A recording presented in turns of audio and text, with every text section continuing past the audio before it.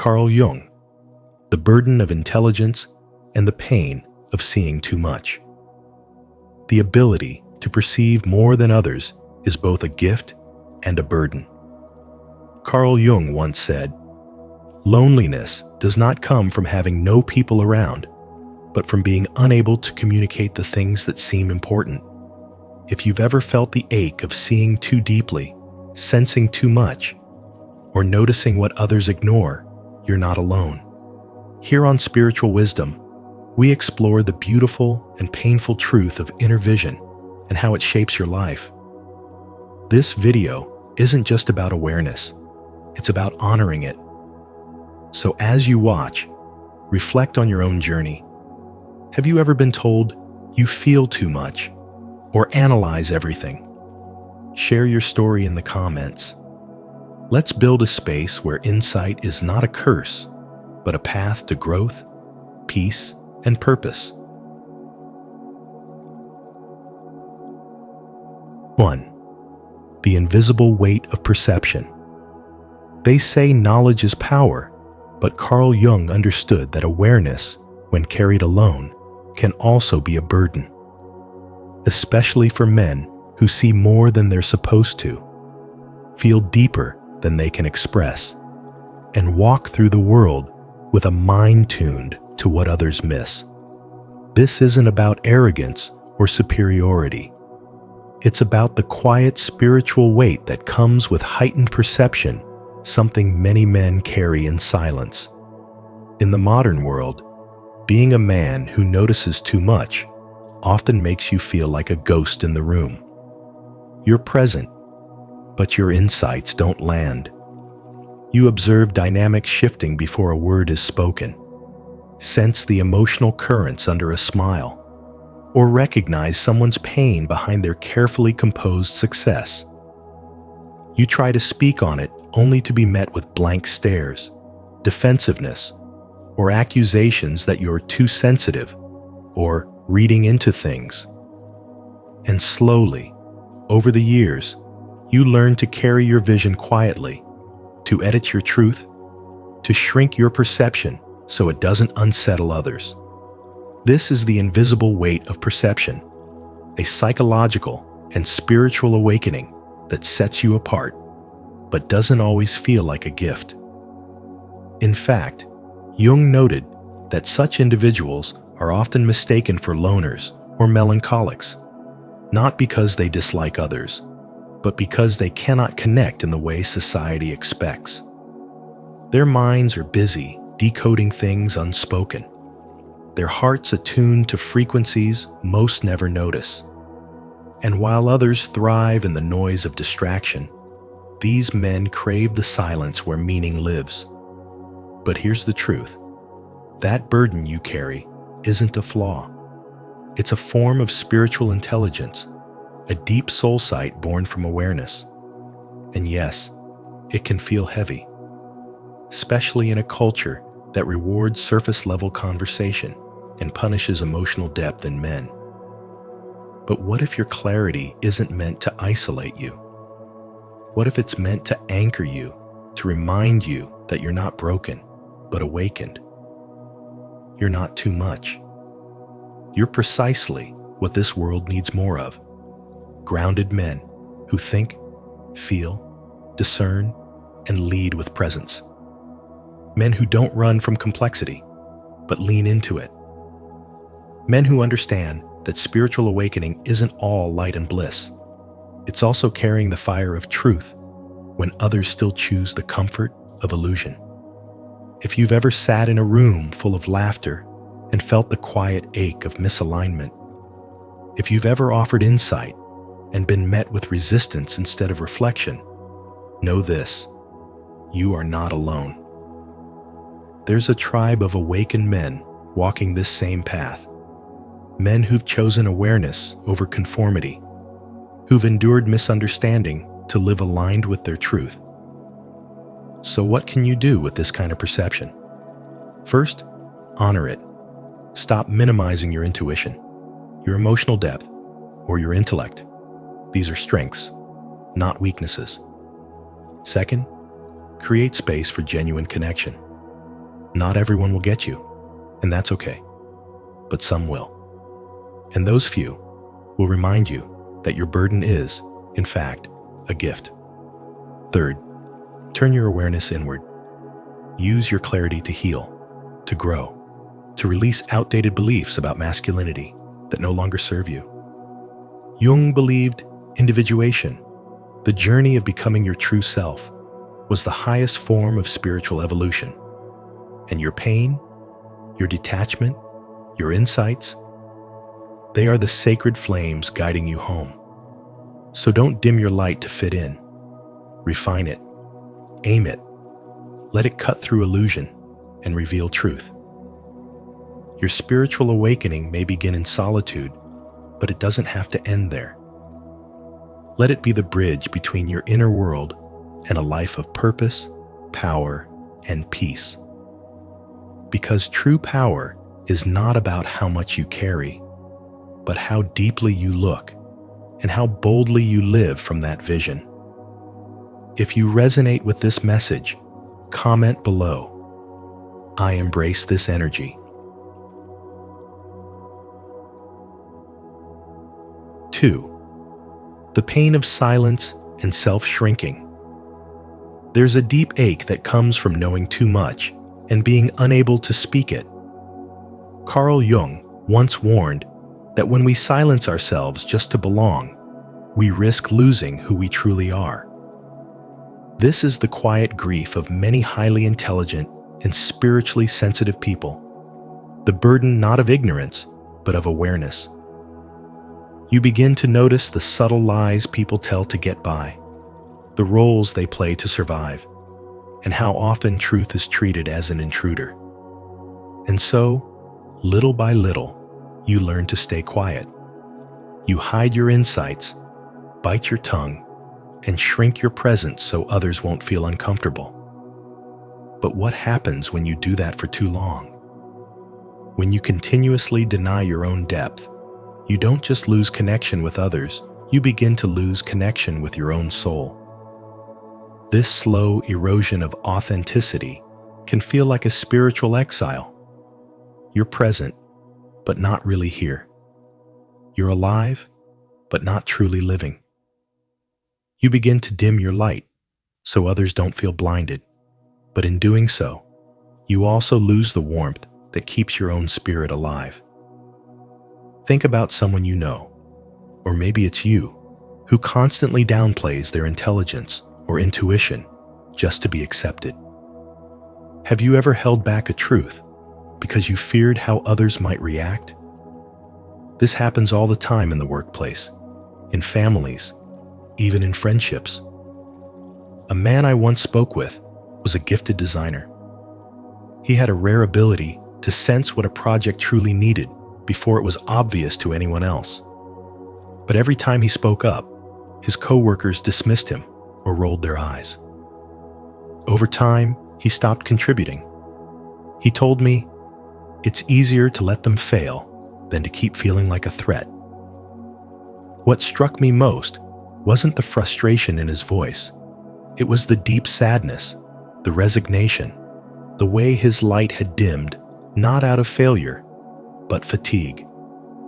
This is the pain of shrinking yourself. This is what happens when spirituality and insight go unrecognized in a world that worships surface and speed. But here's the truth. You weren't given deep vision and spiritual growth just to hide it. Your sensitivity, your insight, your inner knowing, they're not burdens. They're bridges. They were never meant to isolate you, but to guide others. The real challenge isn't seeing too much. It's learning how to stay whole in a world that asks you to fragment. And that's where spiritual growth becomes not just helpful, but essential. It helps you reclaim the parts you abandoned, speak the truths you silenced, and live not in fear of rejection, but in alignment with your deeper self. So let me ask you this. Where in your life have you been shrinking to stay safe? And what would happen if you stopped? If you decided today to honor your insight instead of suppress it, how would your world begin to shift? The greatest spiritual leaders don't blend in, they stand out. They endure the discomfort of honesty and the loneliness of clarity because they know it's worth it. And you too are being called to rise not only in knowledge, but in presence. The next time you feel like being silent, stop, breathe, and choose to speak your truth with love and power. Because your voice, your truth, your spiritual clarity is not so much. It is the medicine others may be waiting for. Spread this wonderful energy by commenting below. This woke people up. 3. The Anima and Animus, inner archetypes that haunt and heal. Carl Jung once said, "Until you make the unconscious conscious, it will direct your life and you will call it fate." And nowhere is this more evident than in his profound concept of the Anima and Animus, the inner archetypes that silently shape how we love, how we fight, and how we see ourselves. According to Jung's spiritual wisdom, every man carries within him an anima, a feminine energy that speaks in symbols, dreams, and emotions. Likewise, every woman carries an animus, a masculine force that speaks in thoughts, judgments, and ideals. These aren't just poetic notions. They are deeply embedded patterns in your psyche, spiritual forces that either quietly empower you or secretly sabotage you. Have you ever felt an intense attraction to someone you barely knew? Or reacted with overwhelming emotion to something seemingly small? That might not be random. It could be your unconscious anima or animus projecting inner wounds, unmet needs, or unresolved patterns onto others. The real question is, how often are you truly seeing the person in front of you? And how often are you just seeing your inner world reflected back? When left unexamined, these archetypes can create chaos. A man possessed by his unconscious anima may become overly emotional, passive-aggressive, or drawn to emotionally unavailable partners, chasing what feels like love, but is really a reflection of his own unintegrated inner world.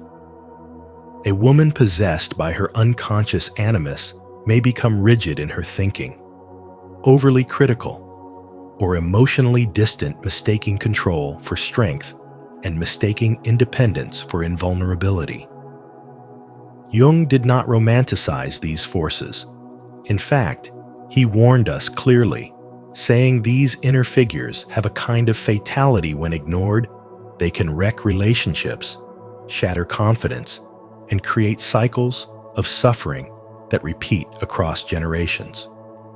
But here's the spiritual wisdom. These same forces, when faced and integrated, become powerful guides toward inner transformation. The anima can teach a man to embrace vulnerability, creativity, and deep emotional connection. The animus can help a woman access clarity, purpose, and authentic strength, not from rebellion, but from soul-aligned truth. It's not about becoming someone else. It's about becoming whole. When you start to notice these inner voices and challenge the ways they've shaped your desires and fears, you begin to reclaim your true self. And in that process, your relationships evolve too, no longer driven by unconscious need or projection, but by conscious presence. You begin to love not for what someone gives you, but for who they are. You argue not to win, but to understand. You no longer seek completion in another, because you've started to remember your own inner balance. Doesn't that sound like real spiritual awakening? So let me ask you, what are the patterns you keep repeating in love, in conflict, in your self-talk? Could it be that an inner figure, an anima or animus, has been silently steering your life? And if so, what would change if you finally turned to face it with awareness, curiosity, and compassion? You don't have to fight it. You don't have to exile it. You can learn from it. That is the gift Carl Jung left us. The roadmap to turning inner burdens into bridges and unconscious pain into conscious growth. This is not just psychology, it's spiritual wisdom that invites you to awaken from within. If this message resonates with you, don't forget to like this video and share it with others who might need these great values. Let's continue this conversation and go deeper into what these values really mean. 4. The Cassandra Curse, knowing too much too soon. They called her Cassandra, the ancient prophetess cursed to always tell the truth, but never be believed. And perhaps you felt a bit like her too. You see what others can't, feel storms before they gather, sense betrayals before they break. It's not paranoia, it's perception. Carl Jung, the father of analytical psychology, understood this deeply. He once said, "Your vision will become clear only when you can look into your own heart. Who looks outside dreams. Who looks inside awakes." An awakening, my friend, is rarely comfortable. In fact, it can be a lonely road. When your spiritual awakening sharpens your awareness and pulls you ahead of the crowd, people don't always celebrate that. They question you. They push back. They tell you to stop overthinking, to lighten up.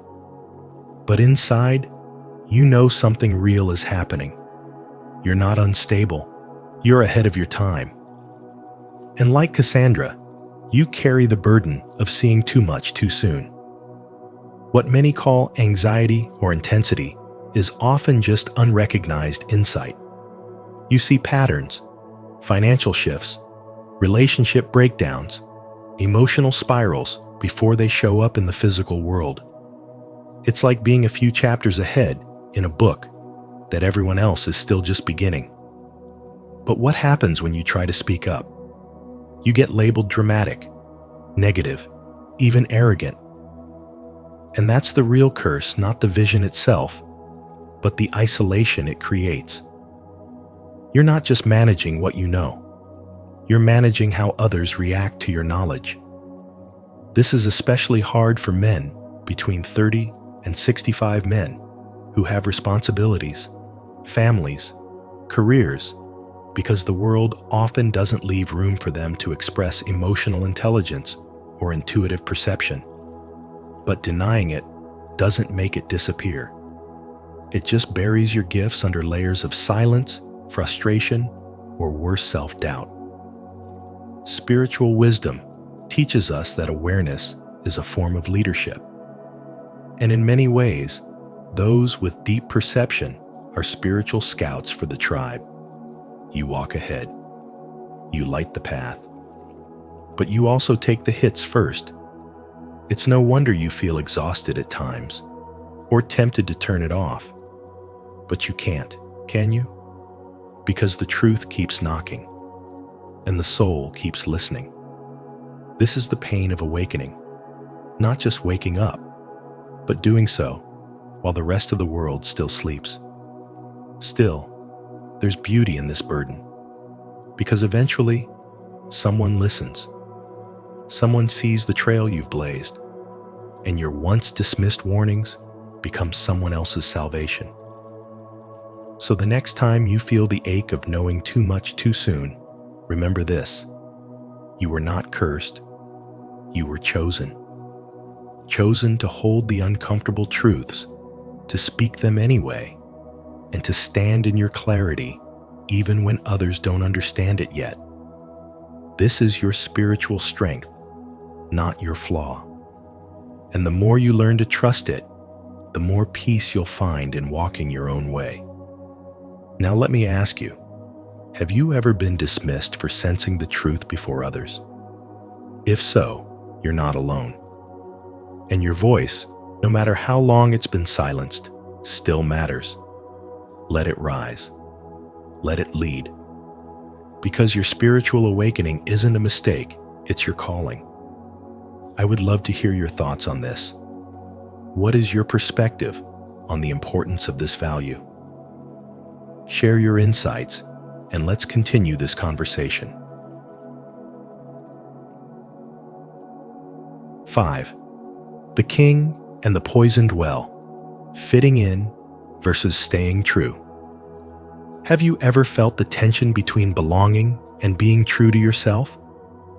Let me share with you a powerful parable, the story of the wise king and the poisoned well. In this tale, the kingdom's water supply becomes tainted, driving the people to madness. The wise king, having his own clean source, remains sane, but quickly becomes seen as the outsider, the strange one. To avoid exile, he eventually drinks from the same poisoned well as the people, just to be accepted again. Now ask yourself, how many times in your life have you been tempted to drink from the poisoned well? Carl Jung saw this not as a myth, but as a deeply symbolic reflection of what happens when individuals with deep perception face the pressure to fit in. In today's world, that pressure is everywhere. Whether it's toning down your insights in meetings, pretending not to see the cracks in relationships, or staying silent about what you truly feel, the inner conflict is real. Do you conform to keep your place in the group, or do you risk isolation by speaking the truth that only you can see? Jung believed that spiritual growth demands something rare: solitude, honesty with oneself, and the courage to walk the lonely path of individuation. He warned that the moment we betray what we know to be true inside just to avoid being different, we begin to lose ourselves. And the irony? The more awakened your vision, the lonelier the path may seem at first. But the reward is clarity, alignment, and the peace of knowing that your life is built on truth, not performance. Think of the entrepreneur who senses a deeper purpose behind his business, but is mocked for slowing down to reflect. Or the woman who sees through family dysfunction, yet stays silent to keep the peace. Or the teenager who senses the emptiness behind social media validation, but fears being seen as strange if they step back. These are modern-day kings and queens facing the poisoned well. So let me ask you, where in your life are you sipping from a well that no longer nourishes your spirit? Where have you traded truth for acceptance, and how is that affecting your peace? The spiritual path is not always about escaping the world, but about transforming your place in it. Jung taught that individuation, the development of your truest self, is the soul's deepest purpose. And it begins when you stop apologizing for your clarity, when you stop shrinking away to fit in, and when you begin to honor your own vision, no matter how misunderstood it may seem. Yes, you may feel alone at first, but what you are really doing is clearing the fog so that others can finally see. Show your determination on this journey by commenting below. I keep moving forward. 6. The quiet cost of clarity. Have you ever felt like you were carrying the weight of truths no one else could see? Like you're the only one in the room who notices the emotional undercurrents, the unspoken tensions, the subtle betrayals that others seem to overlook or pretend not to feel. This is the quiet cost of clarity. To see deeply is not just a gift, it's a spiritual burden, especially when you're tuned into the world on an invisible frequency. You feel shifts in energy, sense what's left unsaid, and pick up on emotional truths long before they're ever spoken aloud. But the real pain doesn't come from what you notice. It comes from having to pretend that you didn't. You smile, nod, and carry conversations like everyone else, while your inner world screams with knowledge that no one has invited you to share. Over time, this spiritual dissonance between what you know and what you must conceal begins to wear you down. It leads to emotional exhaustion, grief, and sometimes even a loss of identity. Who are you, after all, when your truth is constantly muted? Carl Jung, a pioneer of spiritual wisdom and depth psychology, once said, "Loneliness does not come from having no people around, but from being unable to communicate the things that seem important." And in that single sentence, he captures the soul ache of many intuitive and intelligent people. Because when the world only praises your mask, your ability to blend in, to be agreeable, to not disrupt the social order, it ends up ignoring your true essence. You become celebrated for your silence rather than your insight, for your adaptation rather than your authenticity. This is why spiritual awakening often feels like both a blessing and a rupture. You begin to see the beauty and the brokenness in everything, including yourself.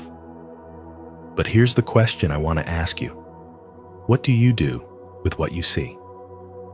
Do you hide it away, numb yourself, and try to return to normal? Or do you honor your vision, your sensitivity, your truth, even if the world doesn't?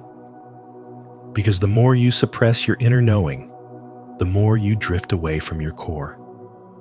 Spiritual wisdom reminds us that clarity is not just about seeing what others miss. It's about having the courage to live from what you see. It's about trusting that your insight isn't a flaw, but a form of guidance, not only for yourself, but perhaps for others who are still lost in the fog. So if you're someone who sees deeply and feels too much, maybe your role isn't to be understood by everyone, but to understand yourself deeply enough that you no longer need external permission to be whole. After all, as Jung also said, your vision will become clear only when you look into your heart. Who looks outside dreams. Who looks inside awakes. And in that awakening, you just might discover that your burden was never meant to break you. It was meant to lead you. And if you feel inspired by this message, type "I trust the process" as a way to affirm your strength, patience, and commitment to growth. Let's grow together. 7. The burden as a beacon. From suffering to leadership. Have you ever felt like your awareness is both a blessing and a burden? Carl Jung once described the process of individuation not just as a path to self-understanding, but as a spiritual awakening, an alchemical transformation of pain into power. If you've lived with the weight of deep perception, seeing through lies, feeling truths others ignore, recognizing the spiritual fractures in conversations that seem surface level, then you've likely carried that burden in silence. But what if that very burden wasn't just meant to isolate you, but to awaken you? What if it's not just a weight, but a key to something bigger than yourself? You see, the journey towards spiritual leadership doesn't begin with applause or clarity. It starts with confusion, isolation, and often unbearable sensitivity. But here's the truth. When you stop apologizing for your intensity, when you stop dimming your light just to fit into rooms too small for your soul, something shifts. You begin to see that your depth is not a defect, it's a direction. And when you honor that truth with courage, your very presence becomes a lantern in the dark for others walking the same path. The burden, once your private wilderness, transforms into a bridge, a place where your lived experiences, your wounds, and your wisdom meet the longing of others for guidance and truth. And this is where the pain takes on purpose. Because through your spiritual awakening, you no longer lead with answers, but with presence. You no longer chase approval, but attract resonance. You draw in people who aren't intimidated by your clarity, but drawn to it. The moment you fully accept your role not as someone who fixes, but someone who reflects, is the moment your suffering becomes sacred. And in today's modern world, where distractions scream louder than inner truths, we need more men who lead from that place. We need more men who have seen too much, felt too deeply, and still choose to walk with compassion instead of bitterness. So I ask you, how would your life change if you stopped seeing your burden as a curse and started seeing it as your calling? How would your relationship shift if you spoke your truth, not for validation, but as an offering? This isn't about perfection or pretending to have it all figured out.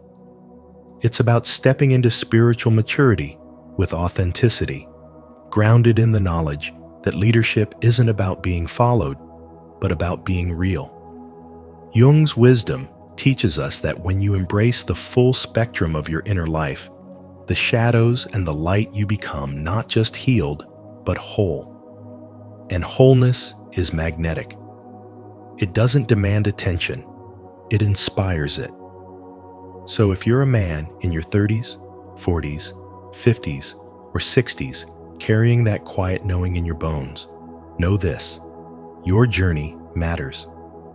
Your spiritual burden is not the end of your story. It's the beginning of your legacy. Let it be the reason others find the courage to begin theirs.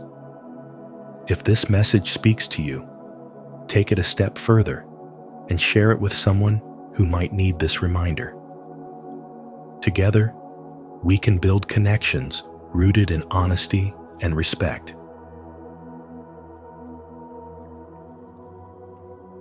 As we close this journey into Carl Jung, the burden of intelligence and the pain of seeing too much, remember that your depth, your sensitivity, and your inner knowing are not flaws to be hidden, but gifts meant to guide others home. What once felt like isolation may now become your greatest connection. This video is your reminder that your light was never just a burden. It was always the beginning of something sacred. If this message resonated with you, drop a word in the comments, perhaps awake, seen, or ready. Let someone else scrolling in silence know they're not alone.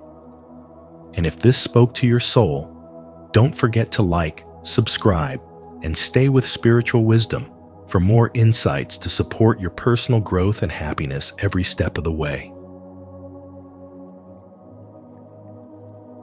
Do nothing after this, and watch how everything falls into place. Almost everything will work again if you unplug it for a few minutes, including you. Anne Lamott. In a world that glorifies hustle, we often forget the divine power of stillness. What if the breakthrough you're waiting for doesn't require more effort, but more surrender? In today's video, we'll explore the life-changing truth that doing nothing might just be the most powerful thing you ever do. Watch closely, and you'll discover how letting go allows everything to align effortlessly.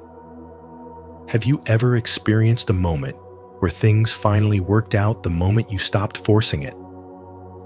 Share your story in the comments. We'd love to hear from you.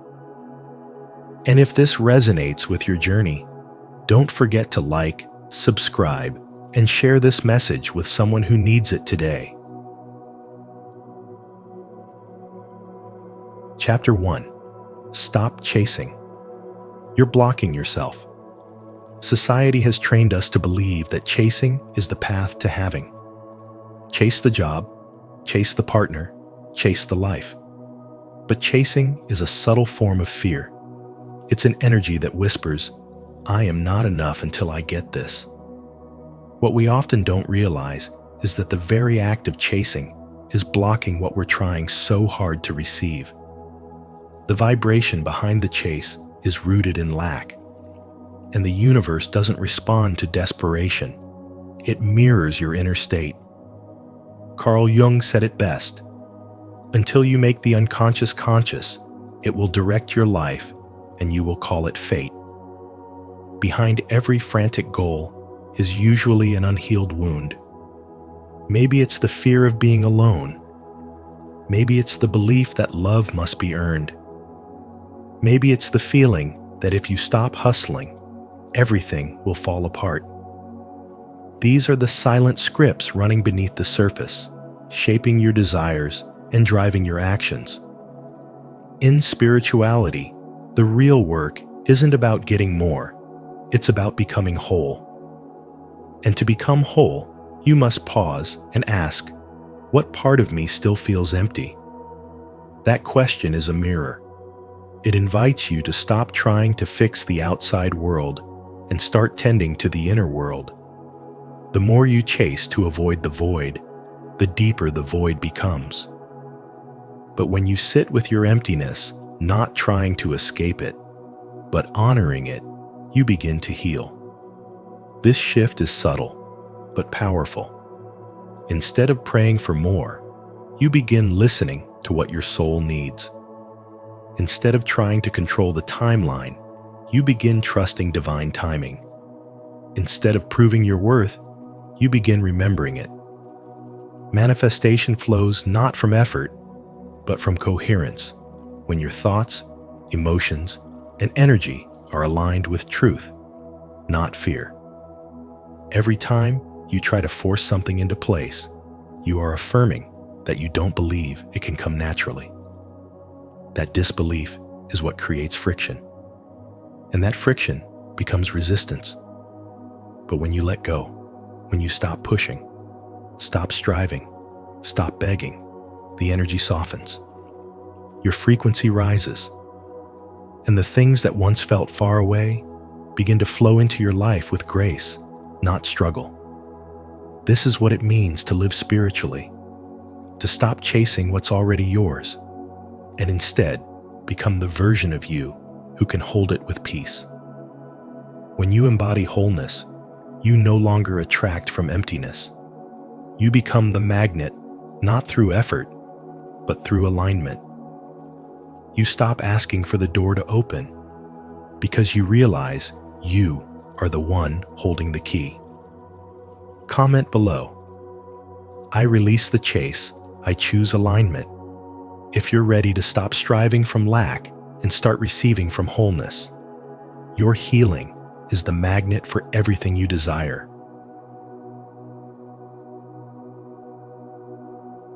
Chapter 2. The unconscious is always listening. Life is not testing you, it's echoing you. It doesn't respond to your intentions alone. It mirrors the truth of your unconscious energy. Every situation that repeats itself, every delay you face, every closed door, is not the universe working against you, but the universe responding to the vibration you emit without even realizing it. That's the heart of spiritual wisdom. Reality reflects who you are deep beneath the surface, not who you pretend to be on top. That's why affirmations fail when they're spoken from the mouth, but contradicted by the soul. You can say, "I am abundant," 100 times a day, but if deep inside you feel undeserving, that inner feeling overrides every word. The unconscious doesn't respond to what sounds good. It responds to what is true. It listens to the tone of your energy, not the tone of your voice. As long as there is a split between what you want and what you believe, life will reflect the belief, not the desire. You must understand that your unconscious mind is the real director of your reality. It runs the show in silence, influencing your actions, decisions, and even your energy field. You might consciously desire love, success, or peace, but if your unconscious is wired for rejection, failure, or conflict, that's what will repeatedly show up. This is not a punishment. It's a pattern, one that remains until you become spiritually aware enough to break it. Yet instead of facing this internal divide, many people try to cover it with positivity. But positivity is not power when it's used to avoid fear. Smiling over your sadness, forcing gratitude when your heart is in pain, pretending to be okay when your spirit is tired, that's not alignment, that's avoidance. And avoidance breeds distortion. Real transformation begins not when you run from discomfort, but when you sit with it, when you let the fear speak, when you allow the anxiety to rise without numbing it. That's when healing begins, not from doing something, but from being radically honest with what already lives inside of you. The moment you stop trying to fix everything, the process of true realignment begins. Not because you've solved the problem, but because you've stopped resisting your current state. There is a sacred power in stillness. It is in doing nothing that you stop interfering with your own evolution. The spiritual path is not about constantly adjusting and tweaking yourself to become someone new. It's about finally allowing yourself to witness what already is with clarity, with acceptance, with presence. The more you chase alignment, the more you push it away. But when you pause, breathe, and allow your energy to settle, you create the fertile space where transformation can actually take root. This is the paradox. When you do nothing, not out of apathy, but out of surrender, you allow life to reorganize itself around your truest frequency. In that stillness, your unconscious begins to shift. And once your energy shifts, your external world cannot help but follow. If this message has awakened something deep within you, leave a comment of truth. I trust my unconscious is aligning with my highest good. And if this resonates, don't forget to like, subscribe, and turn on the bell so you never miss a moment of spiritual alignment. Chapter 3. Detachment isn't giving up, it's awakening. Letting go is not defeat. It is the sacred recognition that control was never truly yours to begin with. When you release your grip on outcomes, you're not losing power. You're finally stepping into alignment with a higher spiritual intelligence. The energy of forcing and fixing blocks the very blessings you long for. True flow begins when you stop clenching and start allowing. Surrender is not weakness, it is wisdom. It's the moment you realize that your worth is not tied to the result, and your peace no longer depends on things going your way. Detachment is often mistaken for indifference, but it's something much more powerful. It is the return of your energy to yourself. Apathy is a numb escape, but spiritual detachment is full presence without obsession. You no longer chase, beg, or plead. Instead, you choose to anchor your awareness in the now. You stop pouring your emotional energy into things you can't control and begin cultivating inner stillness. From that stillness, clarity arises. You begin to see that holding on too tightly is what keeps you stuck, and letting go is what sets things in motion. When your energy says, "I need this to be okay," you are still rooted in lack. The universe listens not to your affirmations, but to the frequency beneath them. Even if your words speak abundance, if your energy is dripping with desperation, you are only reinforcing the absence of what you seek. Manifestation isn't about saying the right things. It's about becoming the vibration of wholeness. When you no longer need, you are finally ready to receive. Detachment breaks the loop of lack and invites in a frequency of fullness. There is immense spiritual power in the statement, Even if it never comes, I am still whole. This is not resignation. It is mastery. It is the moment your spirit declares, I am complete. You stop living from the illusion that something outside of you will finally make you enough. And paradoxically, this is when everything begins to shift. You're no longer vibrating from emptiness, but from embodiment. Wholeness is no longer a destination. It's your default setting. The universe cannot help but respond to that level of inner congruence. Life does not respond to striving. It responds to being. When you release the need to control, to force, to manipulate outcomes, you drop into the natural rhythm of existence. Your spiritual energy stops scattering and starts flowing. You begin to embody calm confidence instead of frantic doing. You don't need to chase because you are already aligned. The more you try to grab the moment, the more it slips. But when you settle into your being, the moment comes to you. This is the silent magic of spiritual detachment. Everything begins to fall into place, not because you forced it, but because you stopped needing to. Are you ready to release the need and embrace your true power? If so, comment below, I am whole without it, to affirm your commitment to the path of spiritual detachment and awakening. Chapter 4. Allow the void. After surrender, silence arrives. Not the peaceful kind that brings relief, but the kind that feels like an uncomfortable pause, like life has gone quiet and you've been forgotten. You've done everything right. You let go, released control, stopped chasing. But now, nothing seems to move. This is the void, the in-between. It feels empty, but in truth, it is sacred. Carl Jung called this the creative void, a powerful space of invisible reorganization. It's not that nothing is happening. It's that everything is happening beyond your senses. This is where your ego starts to panic. The mind wants noise, motion, proof. It wants certainty. But the soul thrives in stillness. In this gap between your past and your future, your spirit is being rearranged.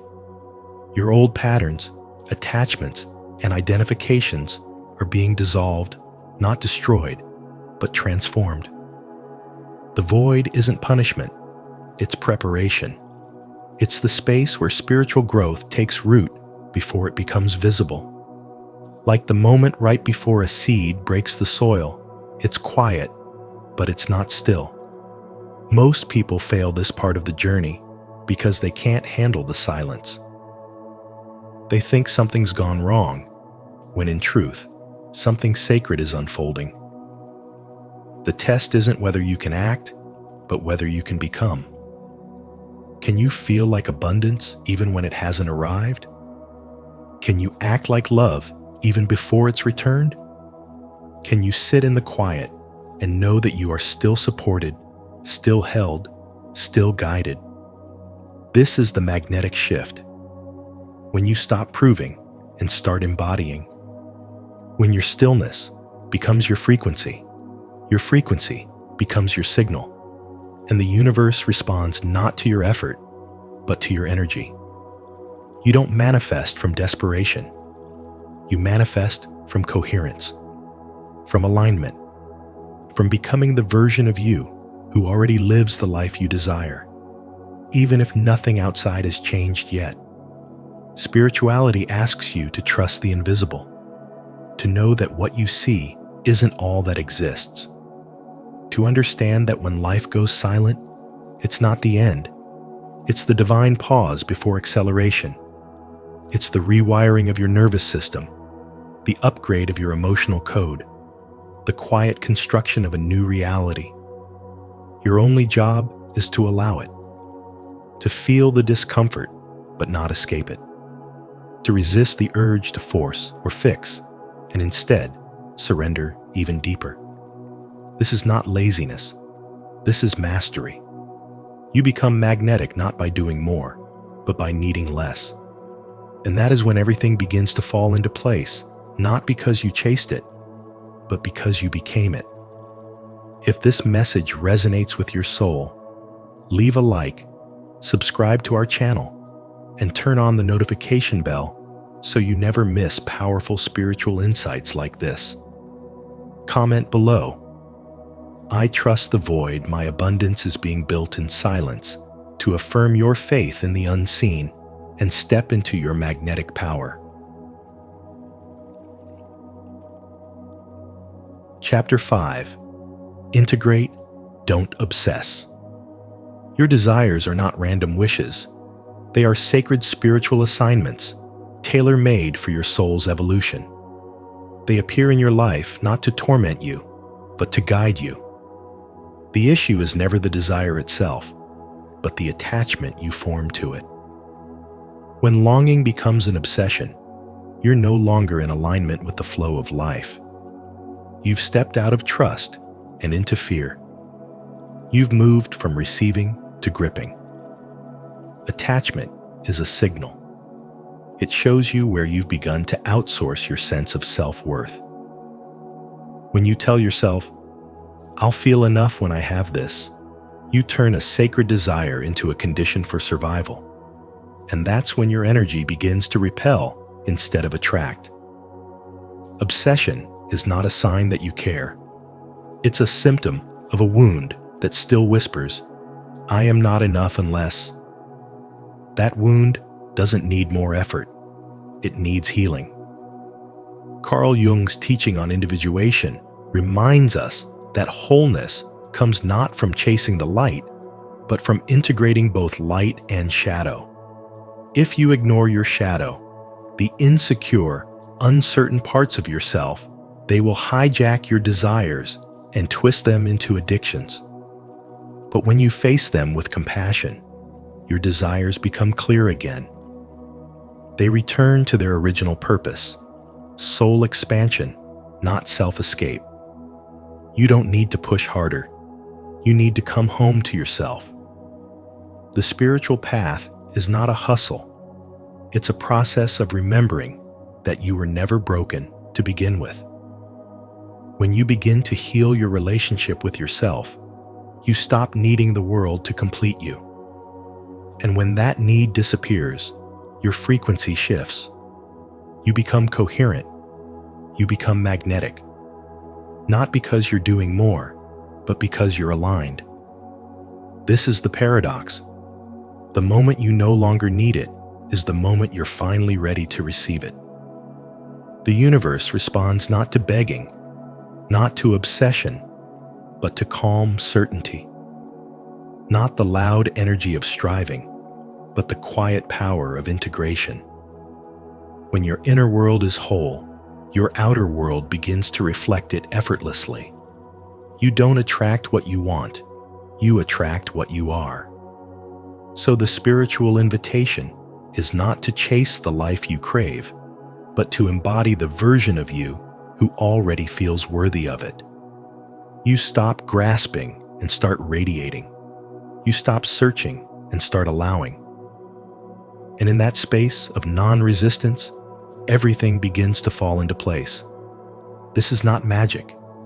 This is alignment. This is not luck. This is the natural response of the universe to a soul that remembers its own enoughness. Integration is the portal. Heal, align, and let go.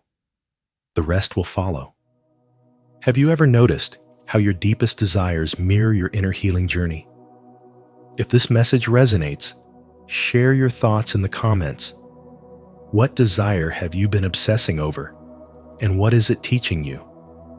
If you're ready to release the grip and integrate instead, comment, "I choose inner peace," so we can walk this spiritual path together. Chapter 6. The ego wants control. The soul wants peace. The ego is always chasing control, whispering that time is running out, that you're falling behind, that life should be happening faster. It clings to timelines, compares your path to others, and convinces you that if you're not constantly achieving, then you're failing. But that frantic voice inside, that's not your soul. That is ego. And ego thrives on fear, scarcity, and pressure. The soul, on the other hand, wants only peace. It moves in stillness. It trusts divine timing, and it never needs to prove anything.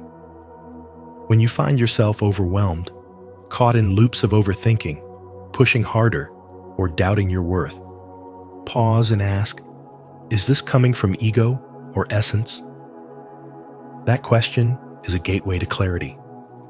Ego defines your value by external success. It counts what you have, what you've done, and who's watching. But the spiritual path invites you to root your worth in presence, not performance. Your soul doesn't measure, your soul remembers. It remembers your wholeness. It remembers that you are already enough. To reclaim your peace, you must stop tying your self-worth to outcomes. Let go of needing to be validated by the outside world. The more you chase, the more you signal to the universe that what you desire is missing. And in spiritual truth, you don't attract what you want. You attract what you are. That means the moment you embody peace, alignment, and sufficiency, life begins to mirror it back. Reality bends not when you push, but when you surrender. As Carl Jung said, what you resist not only persists, but grows in size. Resistance is the energy of the ego. Acceptance is the posture of the soul. This shift is not passive, it is powerful. Choosing peace over pressure is not about giving up. It's about stepping into trust. It's about saying, I no longer force. I align. And from that place, you begin to see that what truly belongs to you cannot be missed. You stop trying to micromanage your destiny and start allowing it to unfold. You stop sending out the energy of desperation and start embodying the energy of certainty. Nothing moves until your energy does. So when you choose stillness over struggle, simplicity over stress, and alignment over action, you are not doing less, you are becoming more. More spiritual, more grounded, more magnetic. And in that sacred pause, everything begins to shift. Because the universe doesn't respond to force, it responds to frequency. And your highest frequency isn't control, it's trust. Peace is not what you get once everything works out. Peace is what makes everything work out. That's the real power. That's the wisdom your soul already knows. Don't forget to subscribe for more spiritual wisdom on how to shift from ego control to soul alignment. If this message resonated with you, comment below. I choose peace over pressure. Let's walk this path of inner freedom together. Chapter 7. Shadow work is manifestation. Work. You can't manifest a life of light if you're only willing to love the light within you. The parts of you that you've rejected, your fear, your shame, your anger, aren't mistakes. They are messengers. Jung called this the shadow, the hidden self we push down, hoping no one notices, including ourselves. But true spirituality isn't about pretending to be healed. It's about choosing to meet your pain with presence. When you manifest without acknowledging your shadow, you don't create clarity, you create chaos in disguise.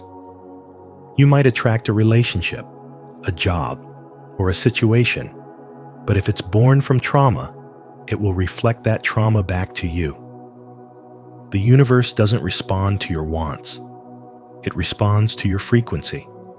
And if your frequency is secretly shaped by fear, that's the blueprint your reality will mirror. Shadow work is not some dark detour away from manifestation. It is the doorway to it. You cannot become whole by rejecting half of yourself. Real manifestation is integration. It's not about wishing harder or scripting more affirmations. It's about accepting all of you. It's about letting your pain speak and realizing that it's not trying to hurt you, it's trying to free you. Every suppressed emotion holds spiritual data. Every wound carries wisdom. And until you're willing to face it, you'll keep trying to manifest from a fractured identity. Wholeness is magnetic. When you stop resisting your emotions and begin to hold space for them, your vibration becomes coherent.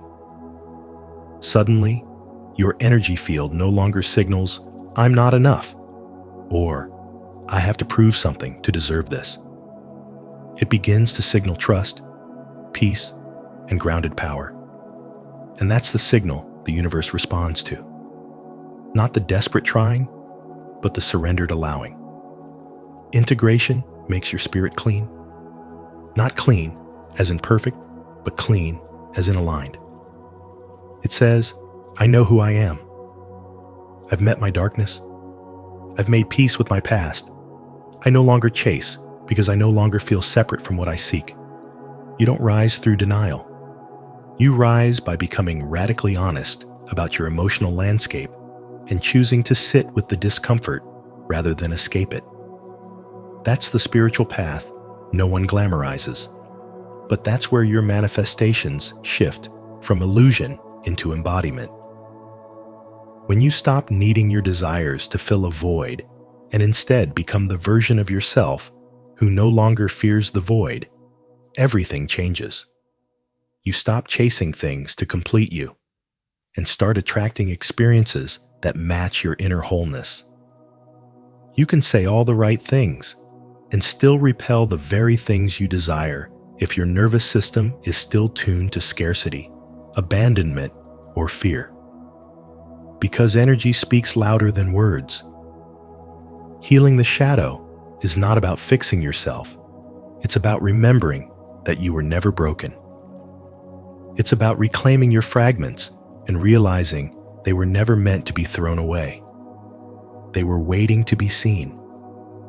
When the shadow is brought to light, your vibration shifts from wounded longing to embodied presence. And that is the most powerful manifestation tool there is. If this message resonates with you, comment, "I agree," to affirm your commitment to healing through integration. If you see it differently, share your thoughts with "I don't think so." Your voice matters in this spiritual journey. Chapter 8. Don't block your own destiny.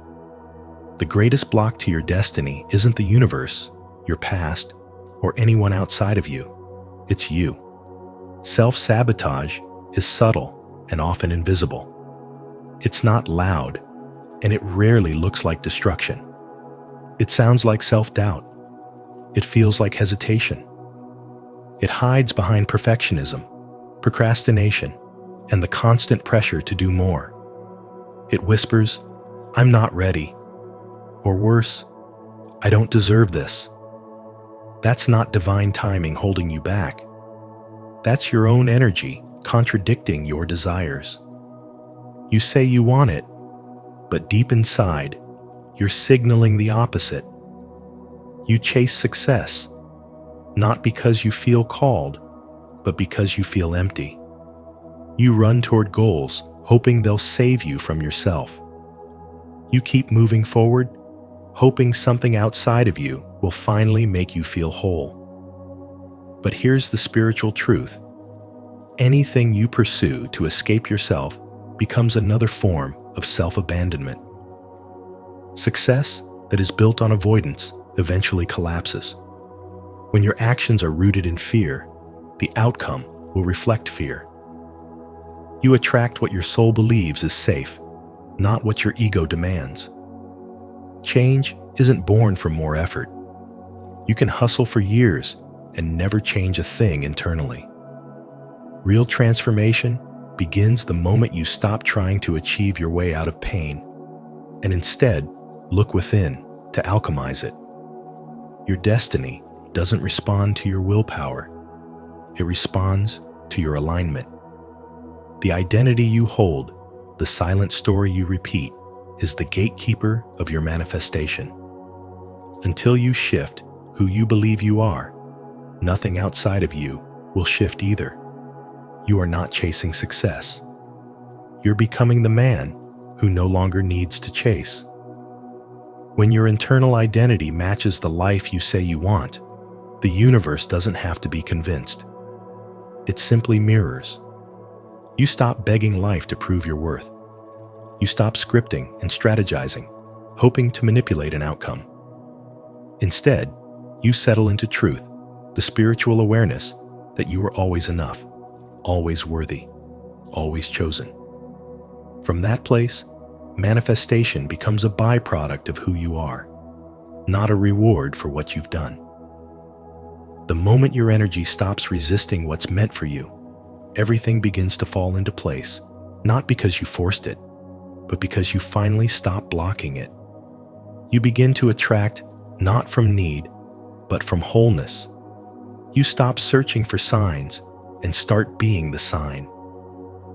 Destiny doesn't unfold through effort. It unfolds through surrender, through presence, through remembering that the door was never locked. You just needed to stop standing in your own way. That's the spiritual key. Don't become more. Become aligned. If you're still here and this message resonates with you, comment below. I'm ready to align with my true self. Your words help us grow this community and bring more clarity to those on the path of purpose. Thank you for watching this message from Spiritual Wisdom. Sometimes, the most powerful action is no action at all, just presence, surrender, and trust. Let life unfold without resistance, and you may be surprised at how effortlessly things begin to align. If this message spoke to your soul, don't forget to like the video, share it with someone who needs this reminder, and subscribe to Spiritual Wisdom. Make sure to turn on the notification bell so you never miss our upcoming insights on living a spiritually aligned life. Stay still, stay present, and let it all fall into place.